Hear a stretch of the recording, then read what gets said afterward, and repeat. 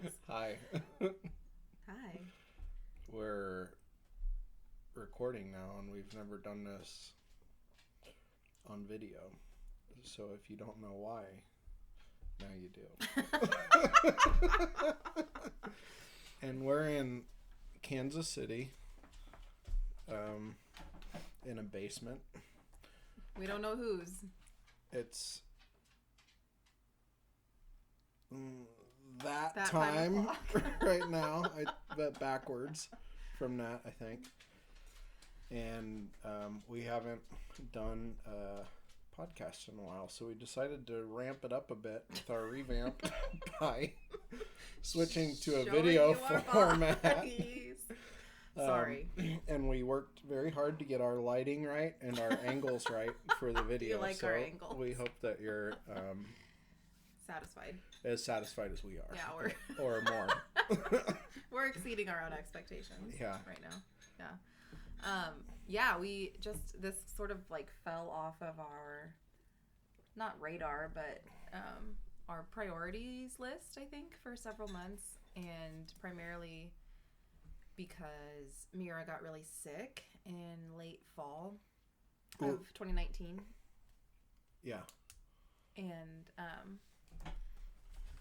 had not a super long hospital stay, but the longest we had ever had. And it was a week at Children's Mercy here in Kansas City. And well, it was actually a couple days, and then she came home. She was at KU for a couple days, and then went right back the day after Thanksgiving. Yeah. And somewhat definitely related, but I'm sorry, I'm setting up a safety net here. Double tech. Yeah. So issues that I'm sure you're all familiar with. I mean, she had a major feeding intolerance issues with the G-tube and a simultaneous really, really bad UTI that prompted a lot of really severe movements. And anyway, she came home early December and had been switched to a GJ tube, but we now only do continuous feeds through the J. We don't use the G for anything other than occasional venting. So that's been a major change. She has some new meds, a new emergency med. And then, we were getting home and in a new routine, and then COVID hit, and so this has just not been something that we've been attending to, but we miss it, and we miss connecting with you all and talking about the good stuff that accompanies this, because one of the things that we've talked a lot about over the course of the past couple of months, being home so much, is like we're not used to being so face-to-face with GNAO1, which sounds crazy, but we had both been working full-time, had a bunch of helpers in our house in and out, and we sort of had this ability to distance ourselves a little bit. And so it's just been a lot. It's been a good couple of months and a hard couple of months, and we are still sort of cycling through a lot of emotions surrounding our situation. So wanted to get back in touch with everybody, and we hadn't yet sort of done our own podcast on ourselves and introduced you guys to our family. A lot of you know who we are already, but we wanted to just let you get to know us a little bit better. And it was also like a cop-out of we needed something to get us back in this game, and it was easiest to just talk to each other tonight about our kid. Yeah. So to backtrack a little, like when Mira started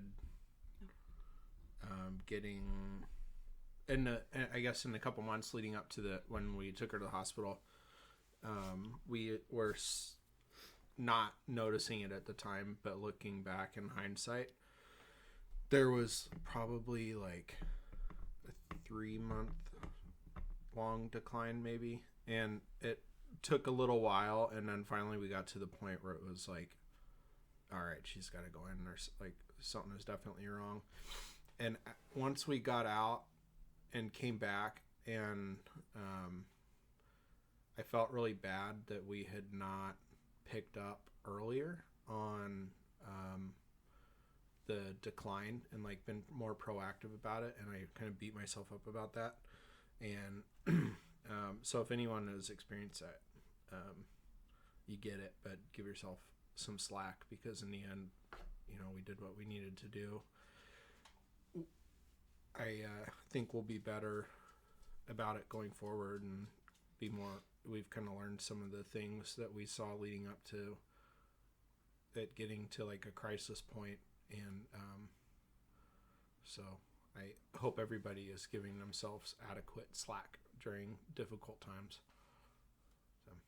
For sure. And I feel like we have tools now that we didn't have before, and some of it ended up being necessary. Like, she doesn't tolerate G feeds, and that was unexpected.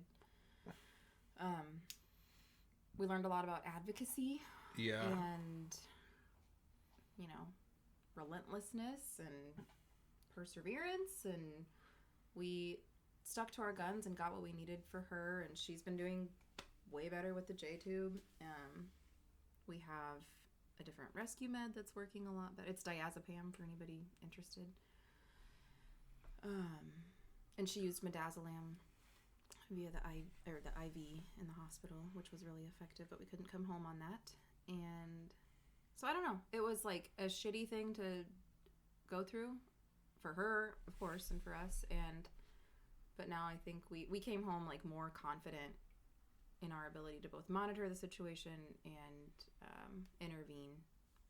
Yeah. So some families have had just so much more hospital experience than we yes. have. We're really fortunate to have as limited hospital experience as we have had, and I hope we don't have more. I'm sure that we will over time. And extended hospital stays are just like they're so strange, and I can't imagine being in that situation in current times. And we have a mother that we know in Kansas City who is a single mom, and her daughter has fairly profound cerebral palsy, and she's in the hospital right now, and trying to watch her work through it has been really she's just an absolute warrior, but I just can't imagine being in that situation and doing it alone and doing it in such a bizarre time in history. So we just wanted to send everybody a lot of love and support through we still feel like we're at the beginning of all of this, and for as profound as a lot of Mira's challenges are, they're not as profound as some of your children's, and so we just want to really recognize everyone's strength and grace and fortitude through these immense challenges, and especially if you're dealing with anything during COVID and feeling even more isolated than usual, we just want to send you some loving. So COVID has, I think, affected anybody who exists in the world in some way. And for us, we have been, is this week 11? I don't know. Okay. It might be 12. It's either week 11 or 12 that we've been at home. And you haven't gone to work into the office a single time.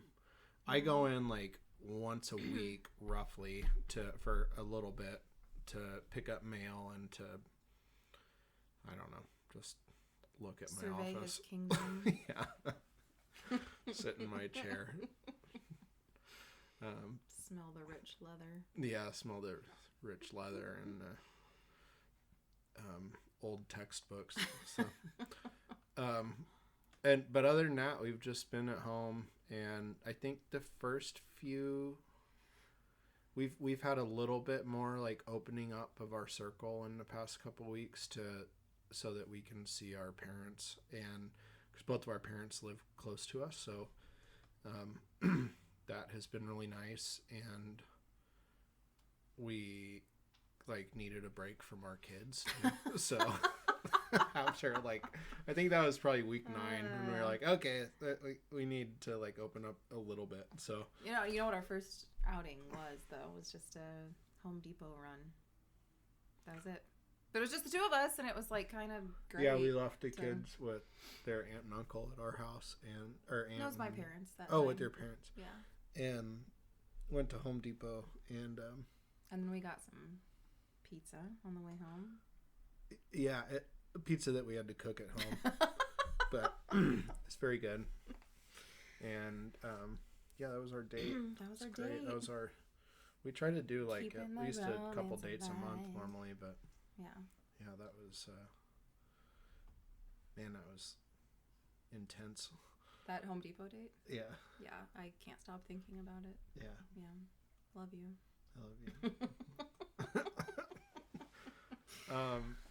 Other than that, like, COVID has been really surreal because I've never spent this much time with my kids, and I really like spending time with them, and it's been really fun in that regard. And it's like, I feel like I'm in a really, in recognition of the immense privilege and, I think that's the main thing of my situation through this experience has been that I've been able to like slow down and spend time with my family and spend time with my kids in a way that I never have. And in that regard, it's been like really nice. It's been difficult having 2 kids under 5 years old at home and having one of them require the level of care that Mira does. So it's been a tremendous learning experience, and Nikki alluded to that. I have not had any doubt as to the level of severity and the level of care required to take care of Mira, but I've never been the one to actually do it all day. And or rarely am I the one who does it all day. And so it's been really like this really great time with my family, kind of offset with this like deeper understanding of just like how much work it takes throughout the day to keep her mentally occupied and keep her physical needs met, and to give her all the medications that she takes throughout the day, and to keep her sleep schedule right, and to make sure that she's like bag full. that her food bag is full Get her and in her her pump, standard. and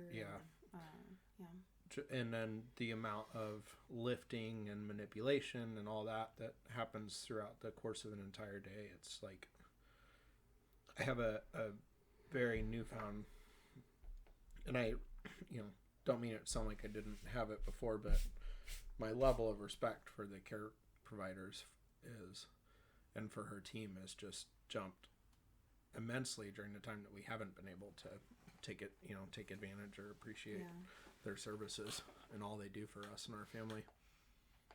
Yeah, I would just echo all of that and add or reiterate, if I already mentioned it, that I've struggled. I'll just be really open about that. It's still May, which is Mental Health Awareness Month, and it's been hard. It's like, it's really hard watching your kid struggle, and she's generally a happy child still, but there's just so much she's up against, and it just is so continually heartbreaking for me as a mother. And so I don't know. I don't really know where I'm at with things right now, honestly. I mean, he knows that I've been having a hard time, and it's been like a very visceral, like, and I mean, we've had like the most posh existence, right? But it still feels like visceral in the sense that it's just like day-to-day monotony. And looking back over the past like 3 months, it's like, where did all that time go? Like, it's dragging, but it's also like just one big blob. Mm-hmm. Yeah. I think I'm struggling with, guilt of not balancing things as well as I feel like I should as her mom. And like he said, giving her what she needs to stimulate her, because she's not intellectually impaired. And I think that's been hard and more evident than ever. You know, she needs a lot of input, and she wants to have conversations and learn and do activities, but we've got a 20-month-old who's a wild person, and we're working, and it's just like, I don't know, I just kind of have this constant low level like devastation, which sounds bad, but I just never feel like it's enough. I never feel like I'm doing it right. I don't know. I feel like I'm wasting her time or something. I'm anxious for her to start school again and like have helpers return to our home and just be in a place where I feel like she's attended to.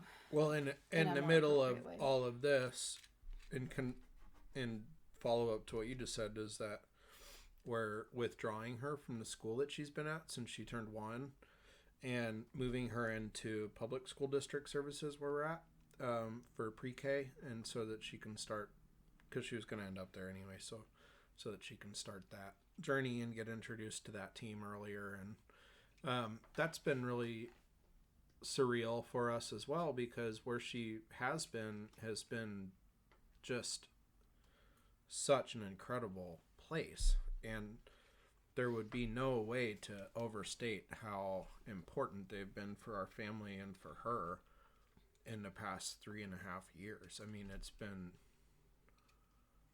they go so far above and beyond, and they're so creative and dedicated, and they love her. And so moving her out of district, or out of that environment into the district, has been like, you know, it's like, is she going to get the same level of attention, the same level of care? Is her team going to be, you know? And so we've got all these questions and like mysteries laying out there in front of us.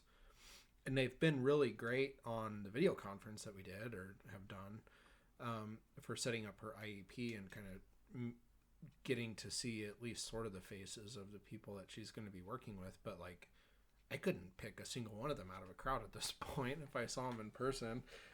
And so doing all that with her and moving her, who I am so in love with and care so deeply about, from a team that we know about to a team that we don't know, that we can't even really interact with because of social distancing precautions and all that, is like really crazy. So, and to not get more closure, I guess, with leaving her current school and having the last few months of her experience there be conducted via Zoom, and she's gonna continue outpatient therapy at that facility, and so we'll still see folks hopefully. But it's just been a lot. It's just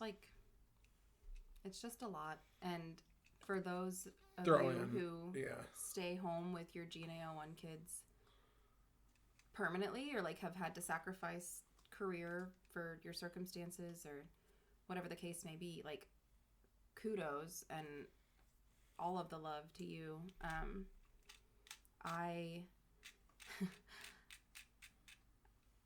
I stayed home with her for the first 14 months, and I like had to go back to work because it's just so much to be mom and therapist and partner and everything. We've been doing teletherapy. We're lucky that has been an option that we can access, but I don't know. Then I'd have this like constant dialogue in my head of, what am I not doing? What am I forgetting? Oh my God, I'm checking in with so-and-so today, and I didn't do anything that I said I was going to do since last week.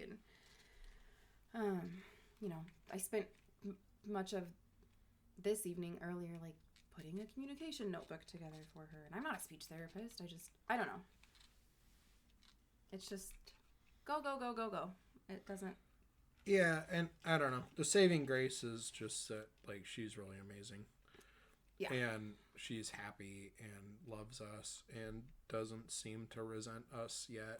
And that's like, it's coming. We are a lot harder on ourselves than she is on us. So if you see a swatting or any little bugs go by, we've adopted a family of fruit flies.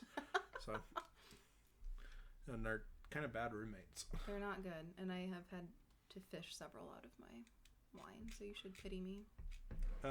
So now that we've complained a lot. Complained and really revealed our current emotional states, we're going to do our normal questions, but we're going to interview one another. And we have not rehearsed these, and we haven't seen these questions since the last interview we did, which was like... And I don't know the answers to some of these. A really long time ago. So anyway, who are you? Who are you? Who are you? I'm Nicole Crump. Go by Nikki if you know me well. That's it. I don't know. I'm 33. I'm married to James. We have Mira, who's 4, and Benny, who's 20 months. I work in the developmental disability field. I support a couple of grants at a large medical academic institution. I like to think of myself as a rare disease advocate, but I don't feel like I've been giving enough of myself to that lately. I like to read and crochet and do crafty things and cook and be with my family, and I don't know. I think that's me. I'm James. I'm a Scorpio. Like to a T. Like the most Scorpio. Yeah. And I'm a Pisces, if you couldn't tell. You probably could tell. I'm a bankruptcy lawyer and also a consumer protection lawyer. And I am married to this guy. I love My 90s action movies and 90s suspense or drama movies. I watched The Saint with Val Kilmer the other night. Very specific information. This is not necessarily in that vein, although a few of them are. I wanted to re-watch all of the Star Wars nonology over the COVID era, and I got through about 17 minutes combined of like 4 of them, and they're very boring. So I'm sorry if you're into them, but God, they're boring. I mean, I love them. I have always enjoyed them, but they are very boring. So, and then I think that's it. Well, I'll add to that you are a really excellent father and partner, and a really good ditto. Dad of the year over here. No, I mean for you.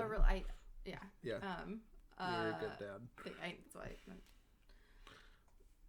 He paints a lot. He does woodworking. He's super handy. He's built much of our house. He constantly is thinking of ways to better accommodate Mira. And he's really smart and funny and makes us all laugh a lot. And we're happy to have him around. And I love Budweiser. It's just really good. And I like craft beer a lot, but it's just really good. This is boxed wine. Yeah.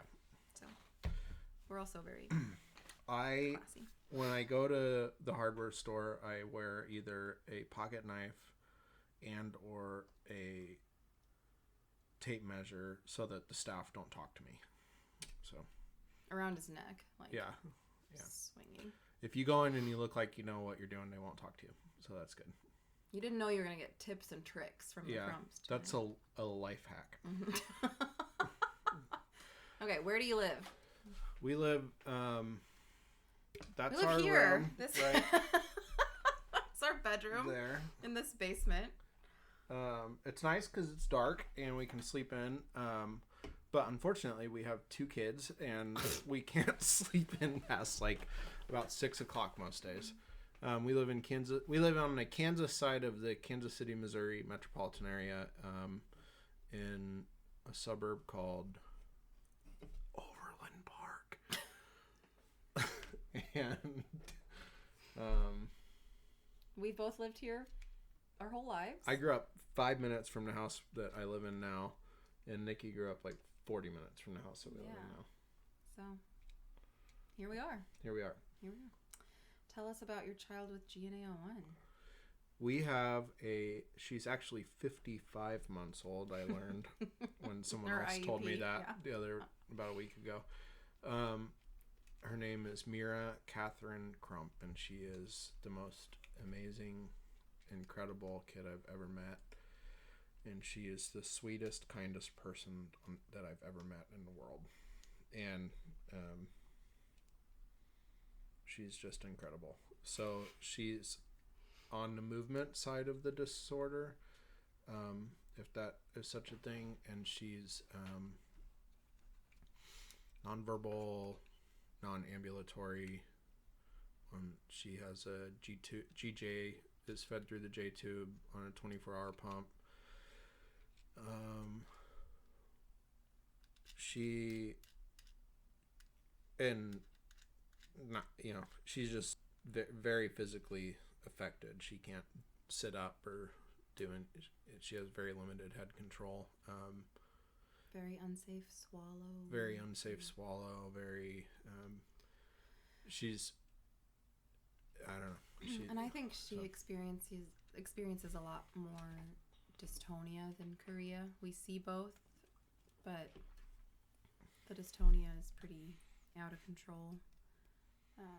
Chorea typically only when she's having a really acute situation happening.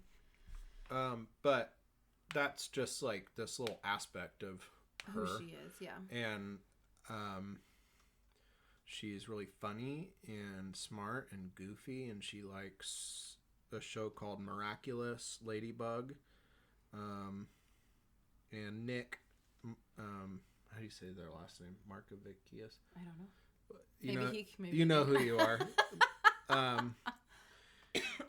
He rightfully commented that Adrian's a hunk, and I. If Mira were agree. here, she would be like, shimmying. That's Ladybugs, like they have a thing, but it's not really a complicated. Thing. It's a thing. Yeah, it's complicated. She loves trolls. She loves books. And we have to tell you about this horse book. So a few days ago, and this speaks to her intelligence and her personality and just everything. This like sums up Mira to me. So a couple years ago, she did therapeutic horseback riding on this tiny little pony named Waffles, and it was going really good until Waffles bit her, and he bit her kind of hard, and he bit her fingers when she was trying to feed him a carrot. So we were holding her hand, and there was a carrot in it, but her fingers were sticking out, and her fingers look like pale baby carrots. And so Waffles took a bite, and her relationship with Waffles kind of soured after that. Quickly deteriorated. Yeah. So we haven't done it in a long time, and then of course during all of this we can't. And so I thought she was like done with horses, right? And then we were at my folks' house the other day, and my dad said, "We've got all these toy horses in the basement. You should see if the kids want any." And I get them, and she like freaks out. She loves them. And I also see this old book, and it's Horses and Ponies, and it looks like it's going to be a kid's book, but then you open it, and it's just like a textbook level. It's just so dense of horse information. It's an encyclopedia of horses and ponies, and she can't get enough of it. Like, it's the only thing she wants to read. She can be fully like passed out before bed. You like she's put her in drugged her out. Bed, she's in her jammies. She's like, oh my god! And then she'll craning her neck and then she'll to just try to look at it. Yeah, she has to. Yeah, and has to learn more about horses and ponies. And you're reading this stuff where you're like, should I stop and give definitions of these big words, or should I? And no, it's she's like just like into it, and she's very detailed. Of like the English saddle's adornment is quite inferior to the Western saddle's adornment and marquetry, and it is very, very much like that extreme. And we hate horses, and I have no interest in them, and I don't. I mean, I appreciate that people like horses and whatever. I like dogs, or some dogs, but I don't like horses. They're huge, and they bite, and they kick, and they're like pretty smart. And I think if they wanted to, they could really like take things over. So this has gotten off track. Anyway, what we're Mira trying loves to say this is Mira horse loves book. it. She is really vocal when she's engaged with this book, and I think that's a neat, interesting thing about the disease too. Is like, and she's gotten really into that Spirit TV show at the same time, which is about horses. Yes. Yeah. So she's totally nonverbal and used to do a lot of like, I don't know, kind of trying to babble, and she had a word and, you know, just said more. And she really stopped doing that. But lately, she's been kind of talking in her way a little more. And when she gets super excited about something, she tells you about it. And it's, and it just, you know, like a baby babbles kind of. But man, she loves it. And it's just neat to hear. And I don't know. I think that was a really long-winded example. But she is Skid loves horses. She is so typical. I think that's like what that demonstrates, is that despite these really profound physical challenges that she faces, her interests are peer level. She's engaged, she's engaging, she's funny, she's very smart, she wants to learn. And she wants horses wants a horse to be in her life. No, I mean, would you agree? Like, she's just... And anyone who meets her, I think it's so easy for people to write our kids off as less than. They're less than in some way. Like, we get looks in public, we get questions, we get ignorant It's because it's hard. You it's have to work harder to like find it. But if you give yourself, you don't even have to work harder. It's just like different and slower. And I think with Mira, like, to have a meaningful, like a good, meaningful interaction with her, you gotta like slow down, and that's it. And then not that it takes her longer to think about things, but to do things. And like, I'm just like a very physical person. I like look at him. I am. No, I like am always looking for physical projects. I want to build things and like lift I just like that, and I'm used to going fast and like just being in motion, and I'm she has that in common major busybody, and so like it's been, it just takes a different mode of whatever, my personality or something. Yeah, but luckily, so I think that we both identify as creative people, and there's a lot of creativity involved in figuring out the best ways to communicate with her and to adapt to her needs. And so that's been and it's not hard. I mean, communicating, she absorbs everything. It's just a matter of like of me learning how to creatively listening her and like hear what she's telling me. And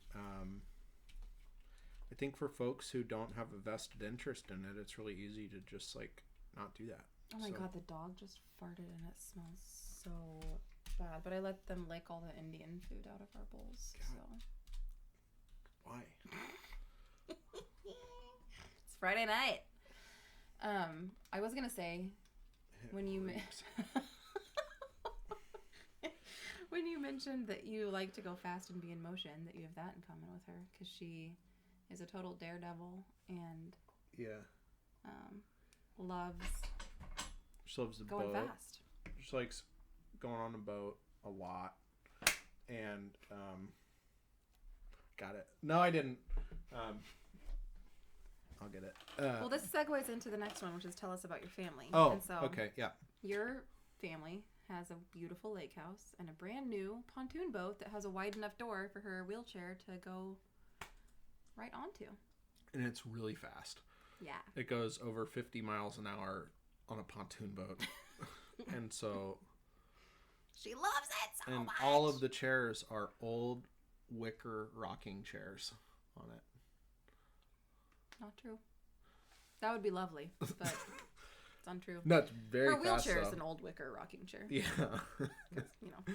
And she loves going fast, and you'll be like pedaling along, just like kids, Like we're all just like around and enjoying like ourselves, drinking a beer and hanging out. And then you're like, Mira, you look bored, and do you want to go faster? And she's like, just lights up. and her arms go out and her legs go out, and she smiles, and so then you speed up, and you're like, you want to go a little faster, and you want to go a little faster. And next thing you know, you're going 50 miles an hour. And she's and just she like can't even open her eyes because the her window's hair going in her. just, Yeah. Oh, it's so cool. She loves it. And then they have a golf cart as well, so we will put her her car seat on the back of the golf cart and just go as fast as we can. We strap it down. Yeah, we strap it down. So you know. And go really fast, and she is like. And when we say really fast in the golf cart, we mean like 20. It only goes. It's topped out at 20. So. It's never even felt close to that to me. Yeah, I don't know. But she loves all of that kind of stuff. And she likes going. She has a swing in our front yard, and she likes to swing. Yeah.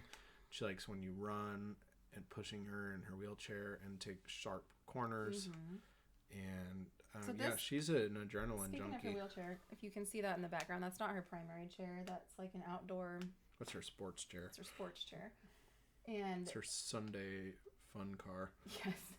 So to get her downstairs to this level, we have to take her around the outside of her house and through our walk-in basement doors. And so she was down here earlier watching her favorite show, and that's why that's there. Sorry, back to. And then we have family. So his family. We have her. We have her. We have Benny, who's our 20-month-old. 20 months. They are best friends. Amazing together. Yeah. Incredible. She has only ever been excited about him. She never like resented him. Except for when we had that picture of the sonogram. Oh yeah. Or the ultrasound picture. She wasn't happy about the announcement, but then once she like met him, and, then she liked him. She loved him. And he's really goofy. And he's just naturally really empathetic and loving. He's like a hugger and a kisser, and he's constantly, and he's really interested in all of her equipment, which I think is so neat because she's really protective of her stuff. She is, but she lets him mess with it and get on it and explore it. And we kind of try to frame it as like, isn't this neat? Your little brother like worships you and thinks that everything you do is so incredible, and he loves all of your equipment, and she just beams with pride. And so they're incredible together. We're so happy to have him in our unit.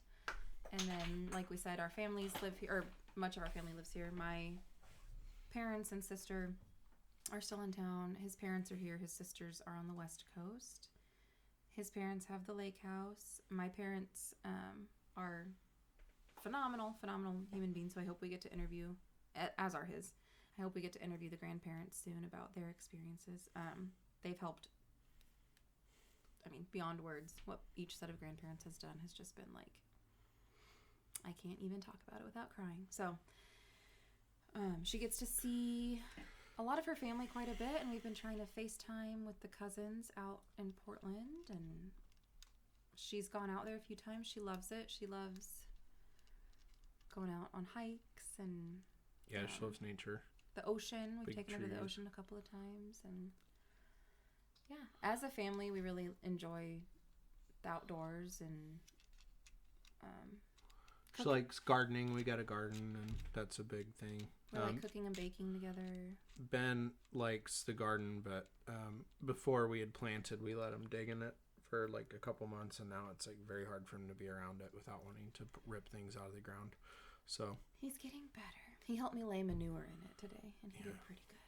So he's cool. He loves the mailman. It's like really his major personality point right now. All there is to him. Yeah, he's cool. He's cool. Yeah, all of our family has been just super, super helpful. All of the aunts and uncles, and we're just very fortunate. Yeah, fortunate in that regard.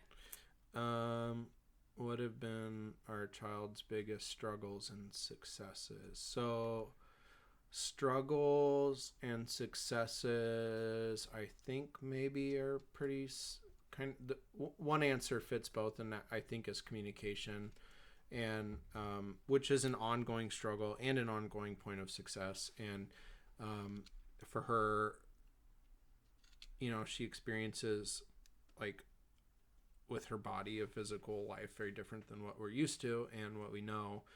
And so, and her being nonverbal makes it very difficult for us to work through what's happening with her physically sometimes. So we don't know, are you thirsty? Are you hungry? And if she is, like, she can't really eat or drink anything anyway. But does your stomach hurt? Does your head hurt? Are you sad? Are you, tired? Are you, like, working through just getting an understanding of what her emotional state is has been a big struggle and a success. And I think that she's increasingly getting better and better at expressing it. And we're getting better and better at understanding how she's expressing it and how to pick up that stuff. And so I think that that's been one of her biggest, for me, that's one of the biggest struggles and successes, is just her ability to communicate about some of the things most important to her being, and our ability to pick those up. I think I would agree, although I am just constantly wounded by the physical stuff that she experiences, and that struggle, man, like all of her favorite activities, she can't do, and it's all getting worse as she gets older, and not to discourage newly diagnosed families,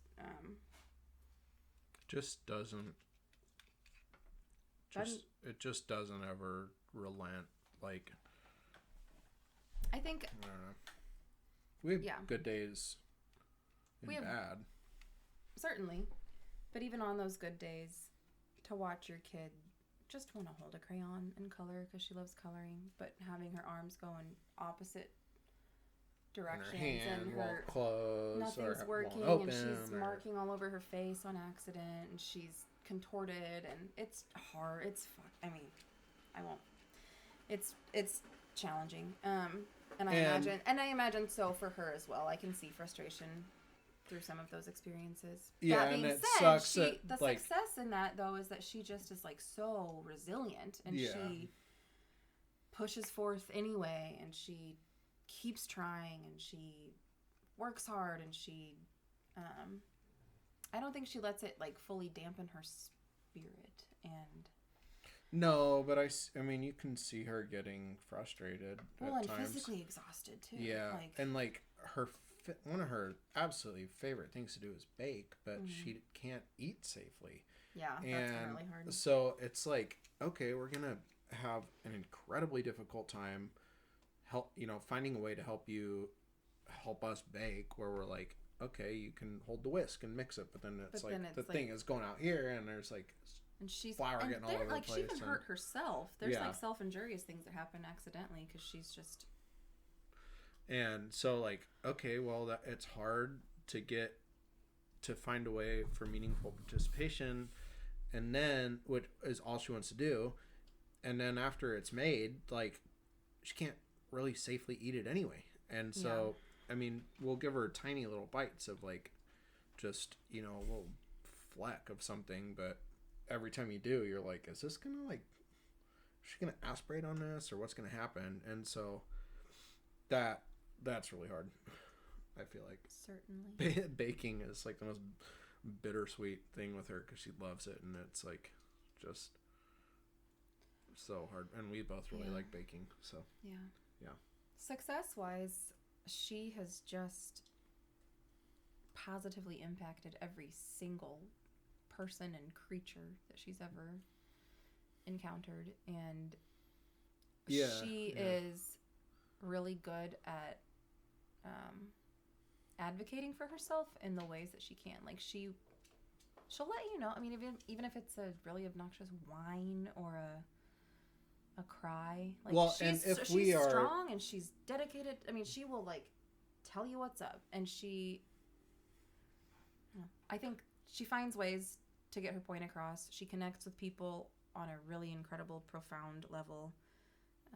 If we are like measured by the impact that we have on people, then she's just so far past like what I am gonna do or have done or whatever. I'm gonna beat her. No, she's just like people who meet her and who form a relationship with her are so deeply affected, like uniformly. And I don't know if any of our helpers, I hope you guys are not listening to this, I guess. Mira has help, or that you are, I don't know. Whatever's better. Love you. We have some incredible helpers for Mira, and I think all of them have been either OT or PT students at the medical school in Kansas City where Nikki works. And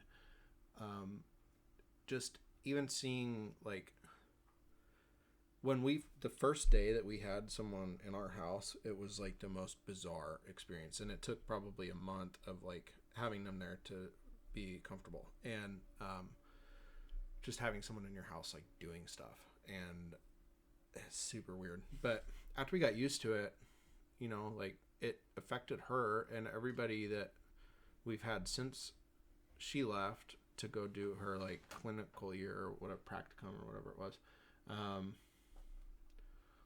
They're like changing their emphases in their studies to work with patients that are in Mira's population, or a number of them are, and it's really incredible to like watch people, like just the effect that she has on people who spend a lot of time with her is amazing. And she's affected such a broader community too. I mean, she has a voice in Rare KC, which is a local organization that spreads rare disease awareness. She's been the face of a couple different campaigns for She's on things. a billboard, and which she loved seeing. yes, she really, really loved that. She just brings people together, and she is just such a success. I don't know. She's just really... She's amazing. She's amazing. You'll learn more about yourself with her than like any other, I don't know, just with any other person. I've never like learned about as much about myself as I have when I'm with her. And sometimes I overhear James telling her that she's his very favorite person he's ever met, and then I get this little pang of jealousy, but also you are too. but also like, yeah, she's pretty good. She's incredible. Yeah. What do I wish people knew about her? I think that really like piggybacks well with that last one.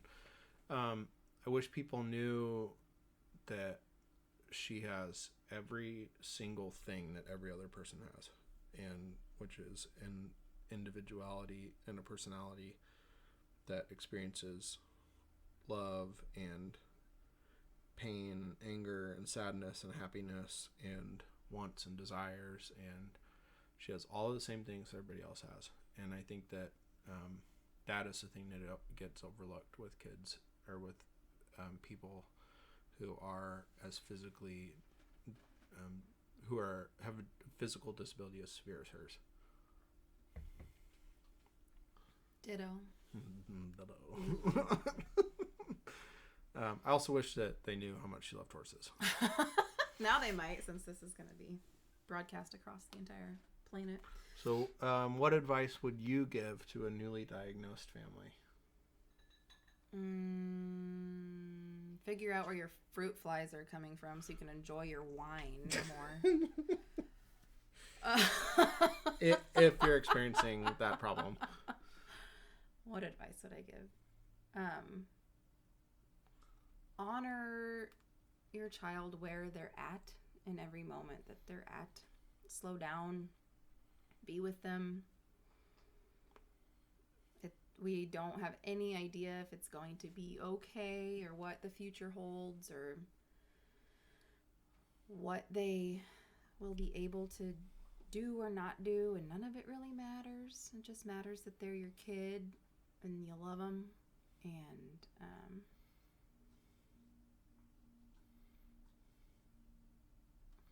I don't know. And I think the other piece I wanted to share was don't be afraid to connect with people who are in similar situations and share what you're going through, and find those people who are safe sounding boards for you. it's hard. I'm not going to sugarcoat it. It's like, it's hard, and it gets a little bit easier, but it's this constant cycle of grief and reprocessing information and circumstances, and you'll have triggers that you didn't know about, and you'll have times that are harder than others. And what our new family therapist told us this morning in our teletherapy visit was, that's all transitory. Like, none of it's permanent. And I think accepting and honoring that and saying, okay, that's my emotional state now. It doesn't have to be forever. It's not going to be forever. But yeah, identifying those folks in your circle who get it at least to some degree. Not everybody, like, no one is going to have the exact situation that you have, and that's not the point. The point is to find a safe sounding board that you can relay your concerns to, and who will just hear you and support you and be there for you. I can't express enough how meaningful it's been for me to connect with other GNAO1 moms. I have formed some of the most meaningful friendships of my life with them. And all of our kids are different, and they experience the disease differently, and our family circumstances are different. But there's no judgment, there's just connection, and I think that's really important. So that being said, we are happy to be that for you. If you're listening and watching and don't feel like you have that yet, and you are newly diagnosed, like, that's the main point, I think, of this podcast and of this sharing, is to foster that sense of connection and community. So don't hesitate to reach out. Yeah, for sure. We're doing the best we can, and we're always happy to talk with people. My advice for for a family with a brand new diagnosis is the diagnosis is just a description of something that you already knew, and but you didn't have a title for. And so your kid's the exact same kid the day after your diagnosis as they were the day before. And in that vein, like, one of the lucky things of this diagnosis is that once you get it, you don't know any more than you did know before you had it. So lucky. Yeah, Jackpot. you got just as many questions as you did before. You just have a title of the book. So it's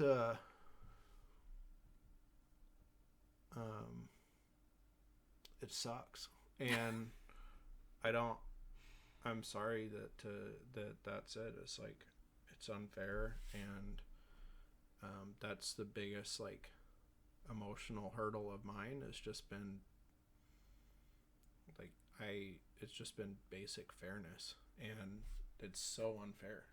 She's so much better than other people, and she has so many, her struggles are so crazy and so hard and so deep, and they're not going away. And so it's okay to, like, be bummed out by it. It's a bummer, but at the end of that, you still have, like, this person that you have to love and have to take care of, and that you get to love and that you get to take care of, and they're going to make you better, and they're going to make everyone around you better. And it's it's not easy, but it's definitely worth it. So that is advice that you gave, not advice that you gave to me, but a statement that you made upon our diagnosis that has never left me, of, like, I mean, I remember being on the phone with you, and she's still the same kid. Yeah. She's still Mira. We knew something was wrong. This is just a label. And I return to that often when I am despairing a little bit, of, like, does it matter? Yeah. What the disease name is? It doesn't. It's just Mira. And I wanted to touch briefly on our success with being really proactive, I think, and taking care of our marriage and our mental health. And we decided early on, knowing that this was going to be very hard for a very long time that it would matter a great deal that we got along with each other and would support each other. And before COVID, we were going on dates as often as we could. Now we go on one date every 12 weeks, and we go to Home Depot, and we get in a minor argument on the way there about how much we're going to spend. Yeah. And it was still really romantic, let me tell you. Yeah. No, I think that's really important, though. And I think, like, our mutual receptiveness to trying things like family therapy. And we tried it today, not in a state of crisis, but coming from a place of acknowledging the difficulty of the situation and just saying, like, what are some tools that we can have moving forward to talk to our family and our kids about this and talk to each other about this in a healthy way. And yeah, and I want to give a quick shout out to I don't need to say who, but I talked with, there was a time about 6 months ago or maybe 8 months ago, and I was having a really hard stretch emotionally in my GNAO1 journey, and I wanted to talk to somebody who had been a father of a similarly affected kid for some time and see, like, what do you have to say about how to deal with this? And he said, go to family therapy and do, get in front of it, go to family therapy and learn how to talk about this. And that's the best thing you can do. And so when we were in the hospital with Mira over the winter, we asked for a referral, and it just took a long time. But now we have it, and we had our first thing today, and it was like, I think affirming, and I'm excited about it. I don't even know what I'm like, Midwestern guy who wears, like, he's got tattoos and cowboy boots, and I like him a lot dirtier than I'm supposed to be. And like, I don't know. I just am like, I want to be open to this experience and make sure that I'm trying to get as much out of it as I can. I'm glad that we're heeding that advice, and we do have a really strong family, but like, this is hard, it's you take advantage of any support that you can, that can be made available to you. For sure. Yeah. Okay, what have been the most pleasant surprises you've encountered through the journey? And I guess dovetailing with that, where have you found joy along this journey?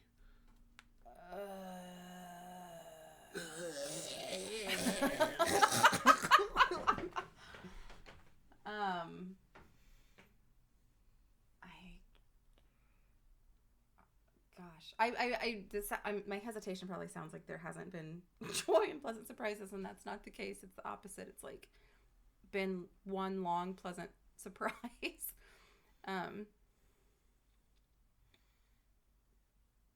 I didn't ever anticipate being so inspired by my own child. I'm surprised by my own strength and my own capacity to grow and slow down and listen and change and be better. I have found so much joy in the connections that I've made with other GNAO1 families and rare disease families and families experiencing developmental disability. It's impacted my career and my goals, and it's interesting because I complain sometimes about how drastically it's shaped the course of my life and my future and my circumstances. But on the flip side of that is like, but thank God, like, what a blessing. I mean, I get to do this work that I love, and I get to be around people who get it and who share my passions and who I'm inspired by. And so in that vein, it's also made me like look at the bright side of stuff a lot more. I'm by nature kind of a pessimistic, sad person. And this has sort of given me an opportunity to like reevaluate where joy lies in life, I think. And I am finding it in in smaller places than I used to. But some of those smaller places are even more like brilliant than than some of the big ones, the more obvious ones. The little stuff is really exciting. That's my girl.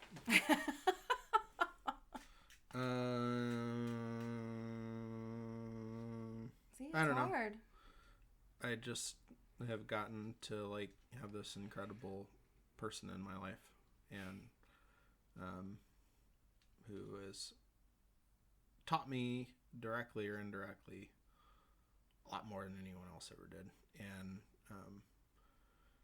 she's happy, she's strong, she doesn't give up, she